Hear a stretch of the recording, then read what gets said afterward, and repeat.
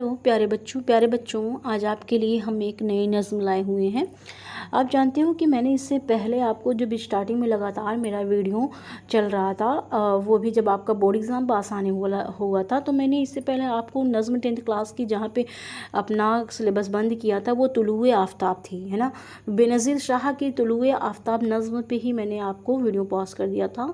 तो आज मैं फिर शुरुआत कर रही हूँ अपने लगातार नए वीडियो की, क्योंकि इससे पहले मैंने आप सभी को बताया कि सिलेबस आ चुका। सिलेबस में इकबाल की नज़्म जो है आपकी है, ठीक है। देखिए सिलेबस में इकबाल है और इकबाल की आपकी नज़्म आपके सिलेबस में है।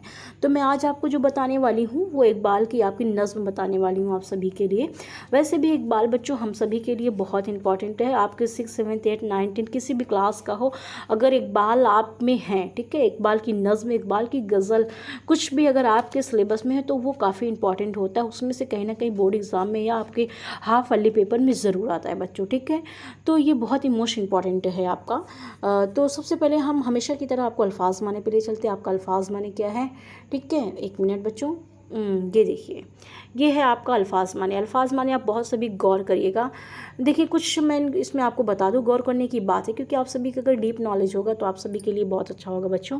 ये देखिए गौर करने की बात इसमें है क्या।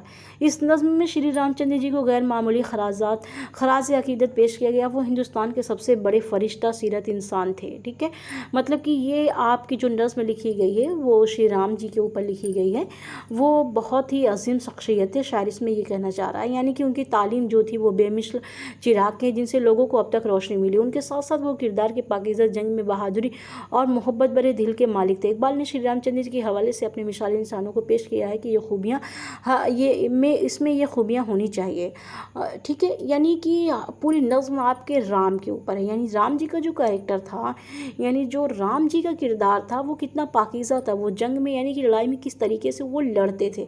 जितनी भी राम जी की जितनी भी अच्छी शख्सियत हैं इस नज़्म में इन सभी का जिक्र किया गया है। देखिए प्यारे बच्चों, उर्दू ज़बान हमारी ऐसी होती है कि इसमें हर मज़हब के लोगों को, देखिए हर मज़हब के लोगों को एक बुलंद मकाम दिया जाता है ना।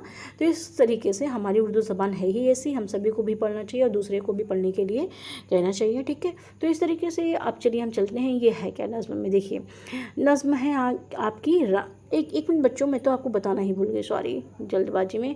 अल्फाज माने, जो अल्फाज माने बहुत इंपॉर्टेंट है आपका। देखिए माने और इशारे, ठीक है। लबरेज यानी कि भरा हुआ, ठीक है।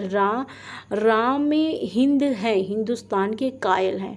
फ़िक्र फलक रस, आसमान तक पहुँचने वाला फ़लसफ़ा यानी कि ऊँचे ख़यालात। आप गौर करिएगा अभी सब आने वाला है। फ़िक्र यानी कि फ़िक्र करना, सोच करना, फलक यानी ऊँचे, तो यहाँ पे कुल मिला जुला कर ऊँचे ख़यालात आ जाएगा। मलक यानी कि फरिश्ता, ठीक है। आप पढ़ते नहीं हूर मलक, तो मलक यानी क्या होता है, फरिश्ता।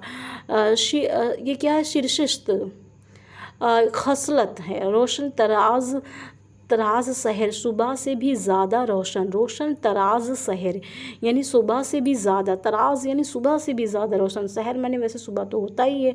फ़र्द यानी कि अकेला, जिसका कोई सानी ना हो, अकेला कहलाता है, ठीक है।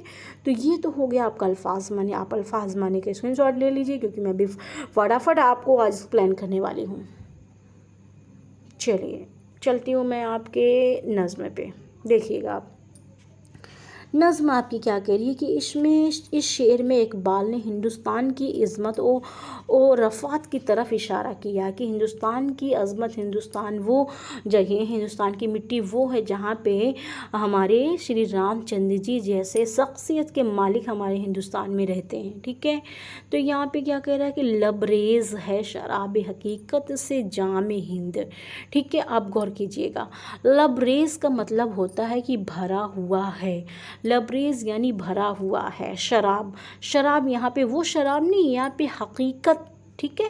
शराब हकीकत से यानी कि हमारा जो हिंदुस्तान है वो कैसे, वो सच्चाई और हक गोही से लबरेज है, भरा हुआ है। जामे हिंद, पूरा हिंदुस्तान, हमारा हिंदुस्तान का जामे हिंद यानी एक कटोरे की तरह मान लिया गया कि जिस तरह से एक कटोरे में क्या होता है, शराब पूरा भरा होता है, उसी तरीके से हमारे हिंदुस्तान में क्या है, शराब हकीकत यानी सच्चाई की शराब है। यानी कि सच्चाई और हक गोई से हमारा पूरा हिंदुस्तान जो है राम जैसी शख्सियतों से भरा हुआ है। ऐसा नहीं कि बस सबकी शख्सियतों से, राम जैसी शख्सियतों के मालिक से हमारा ये हिंदुस्तान क्या है, लबरेज हकीकत की सच्चाइयों से हमारा हिंदुस्तान भरा हुआ है। अब देखिए नेक्स्ट लाइन आपकी क्या कह रहा है, यहाँ पे देखिएगा, सब फ़लसफ़ी है ख़त्ते मगरिब के राम हिंद।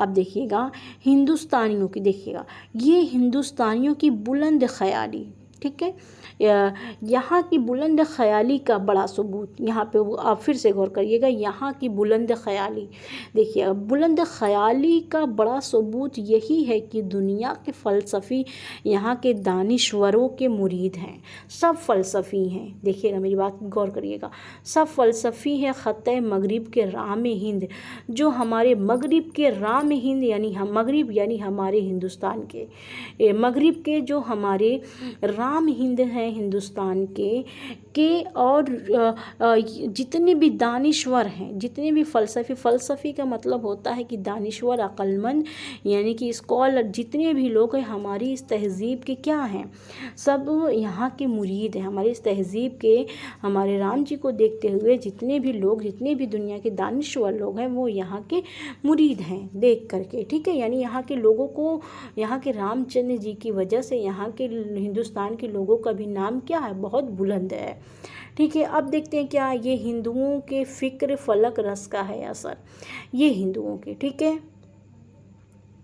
एक मिनट देखिएगा, ये हिंदुओं के, एक मिनट मैं दिखाती हूँ आपको, ये हिंदुओं के फ़िक्र फलक रस का है असर, ये हिंदुस्तान की बुलंद ख़याली, ठीक है, फ़िक्र फलक यानी ये हिंदुस्तान के, यानी हिंदुओं के, यानी हिंदुस्तान के लोगों की के बुलंद ख़याली यानी ऊंचे ख़यालात का ही ये असर है। क्या असर है, हिंदुस्तान में रहने वाले हिंदुओं के, हिंदुस्तानियों के या हिंदुओं के भी हम कह सकते हैं, उनके ऊंचे ख़यालात का ही ये असर है कि क्या है, रफ़त में है आसमान से भी ऊंचा बाम हिंद, रफ़त माने भी होता है बुलंदी कि हमारे जो हिंदुस्तान का नाम है, बाम हिंद, हिंदुस्तान का जो हमारे नाम है वो आसमान से भी ऊंचा है, ठीक है। ये हिंदुस्तानियों की बुलंद ख़याली, फिर से हम बताते हैं, हिंदुस्तानियों की बुलंद ख़याली की ही वजह है जिससे मुल्क में, दुनिया भर में इसका नाम रोशन है, पूरी दुनिया भर में इसका जो नाम है वो मकाम है, यानी कि बहुत रोशन है, बहुत बुलंदी पर है, ठीक है। इस देश में हुए हज़ारों मलक शरिस्त। अब देखिएगा इस देश में, हमारे हिंदुस्तान में बहुत सारे क्या हुए हैं, ऊंचे से ऊंचे यानी कि ऊंचे मकाम वाले हज़ारों मलक यानी कि फ़रिश्ते, यानी ऊंचे मकाम वाले, यानी अच्छे ख़यालात वाले, यानी फ़रिश्ते जैसे लोग हमारे हिंदुस्तान में बहुत से हुए हैं, जिससे क्या हुआ, मशहूर, जिनके दम से दुनिया में नाम, और इन्हीं लोगों की वजह से ही, ऐसे फ़रिश्ते जैसे लोगों की ही वजह से पूरी दुनिया में हमारे हिंदुस्तान का नाम क्या है, बहुत ऊंचा है, ठीक है। और आगे जाते हैं हम, क्या है इसमें है, राम के वजूद पे हिंदुस्तान को नाज, राम के वजूद पे यानी श्री राम जैसे वजूद वाले, श्री राम जैसे शख्सियत के मालिक जो हैं उनकी वजह से ही हमारे हिंदुस्तान के वजूद को नाज है, हमारे हिंदुस्तान को नाज है कि राम जैसी शख्सियत हमारे हिंदुस्तान में है। अहले नज़र समझते हैं इसको इमाम हिंद, अहले नज़र यानी अहले मतलब लोगों की नज़र में, इसलिए इनको हिंदुस्तान का इमाम यानी कि हिंदुस्तान का इमाम रामचंद्र जी को समझा जाता है, ठीक है। अब क्या है हमारा, एजाज़ उस चिराग हिदायत का है। देखिएगा एजाज़ यानी कि करिश्मा, ठीक है, एजाज़ का मतलब क्या होता है आपका, कोई करिश्मा, एजाज़ उस चिराग हिदायत का है यही, क्योंकि श्री रामचंद्र जी हैं, उनका ये करिश्मा था कि उनको, वो एक चिराग थे, किस चीज़ के चिराग थे, हिदायत के, यानी कि सीधे रास्ते पे हमें चलना चाहिए, वो एक चिराग थे, वो हिदायत के एक चिराग थे, जो हमेशा ये करिश्मा करते थे, हमें ये बताते थे कि हम सभी को हिदायत के रास्ते पे चलना चाहिए, ये हमें वही हिदायत देते थे कि हम सभी को नेक रास्ते पे, सच्चाई के रास्ते पे चलना चाहिए, چاہیے، اس لیے وہ ایک ہدایت کے چراغ تھے، روشن طراز شہر زمانے میں شام ہند، اور انہی کی وجہ سے ٹھیک ہے ہندوستان کی جو شام ہے وہ صبح سے بھی زیادہ چمکدار لگتی ہے۔ شام زمانے میں شام ہند یعنی ہندوستان کی جو شام ہے روشن طراز شہر ہے، یعنی صبح سے بھی زیادہ چمکدار ہندوستان کی شام لگتی ہے۔ ایسی عزیز شخصیتوں کی وجہ سے آج ہمارے بیچ جو ہمارے ہندوستان کی شام ہے وہ صبح سے بھی زیادہ روشن لگتی ہے، ٹھیک ہے۔ اب یہ دیکھیے، تلوار کا دھنی تھا شجاعت میں فرد تھا، دیکھیے گا، تلوار کا دھنی تھا شجاعت میں فرد تھا، پاکیزگی میں جوش محبت میں فرد تھا۔ دیکھیے فرد کا مطلب یہاں پہ ہوتا ہے اکیلا، یہاں پہ بھی فرد معنی دیا ہوا اکیلا۔ وہ کیا تھے؟ وہ تلوار کا دھنی تھا، اگر ان سے تلوار بازی میں بھی اگر لڑا جاتا تو وہ اس میں بھی ماہر تھے۔ شجاعت یعنی بہادری میں بھی وہ بہت آگے تھے، جب لڑائی ہوتی تھی تو وہ بہادری میں بھی بہت آگے تھے، بہادری میں بھی وہ فرد یعنی وہ اکیلے ہی لڑتے چلے جاتے تھے، پاکیزگی میں بھی وہ بالکل کیا تھے؟ اکیلے تھے، جوش محبت میں فرد تھا، اور محبت اور اخلاص میں یعنی خوش اخلاقی میں بھی وہ کیا تھا؟ وہ فرد تھا، یعنی کہ وہ اکیلے تھے، یعنی ان کے جیسا نیچر، ان کے جیسا بہادر، ان کے جیسا شجاعت والا، ان کے جیسے پاکیزگی نیچر والا اور کوئی اس بیچ یعنی وہ اکیلا تھا اور کوئی بھی نہیں تھے، ٹھیک ہے۔ تو اس طرح فرد معنی اکیلا ہوتا، تلوار کا دھنو شجاعت معنی بہادری ان کے اندر تھی، پاکیزگی جوش محبت معنی وہ ہر کسی سے کہ اخلاق محبت سے بولتے تھے۔ یہ آپ کی جو ہے نظم پوری ہے بچوں، اگر آپ کو ایک بار یہ نظم نہیں سمجھ میں آتی ہے تو پلیز بچوں آپ ویڈیو کو ایک دو بار پاز کر کے آپ ضرور دیکھیے، بہت مشکل نہیں ہے، آپ کو ایک بار آسانی سمجھ میں آ جائے گی، اور ہو سکتا ہے آپ کی کون سی نظم آپ کے پیپر میں آ جائے یہ کچھ نہیں کہا جا سکتا ہے، اسی لیے آپ سارے میرے ویڈیوز ضرور دیکھتے جائیے، آپ کی پوری تیاری ابھی سے ہی بورڈ اور ہاف والی ہر پیپر کی آپ کی تیاری ہوگی، یہاں تک کہ آپ کا اردو جو آپ کا سبجیکٹ ہے وہ بھی مضبوط ہو جائے گا پیارے بچوں۔